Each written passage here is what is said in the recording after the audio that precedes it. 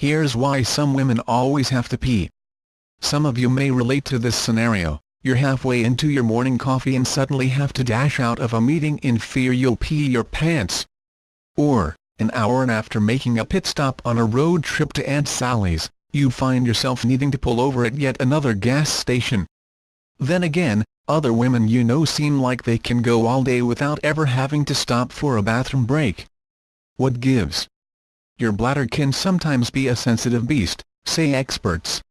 Here are a number of reasons influencing how often we have to pee, including age, diet, medical conditions, medications, volume of fluid intake, and type of fluid intake, says Akini Nchukwu, MD, urologist at Stanford Medical Center. One of the most common influences is age.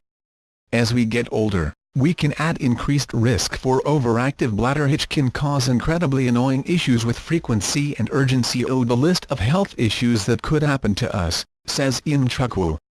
Aside from how old we are, diet also plays a big part in how often we have to take a leak. Beyond just how much we're drinking, what we're drinking is an important pee predictor. Bladder irritants like carbonated beverages, spicy foods, acidic fruits, artificial sweeteners, sugars, and alcohol can leave you running for the nearest restroom. Caffeinated drinks pack a particularly strong punch. Caffeine is both a direct bladder irritant, and it's also a diuretic, says Bilal Chuftai, MD, assistant professor of urology at Cornell. Tea makes your bladder more overactive, and it also makes you produce more urine. If you've seen your doc and have ruled out overactive bladder as a cause, and you've been cutting back on the caffeine, the answer to why you have to piss all the time might simply be stress. Sometimes, if you're anxious or stressed, that can lead to high sensitivity of the bladder, says Chuftai. The good news is, there are steps you can take to prevent pee problems. In addition to cutting back on bladder irritants, Nchukwu has her patients practices bladder retention techniques.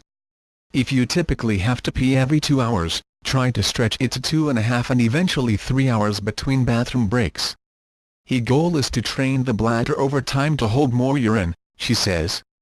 And of course, there's always good old-fashioned keggles.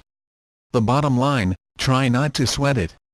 But if the piss issues persist, even after behavioral changes, it might be time to see a doc.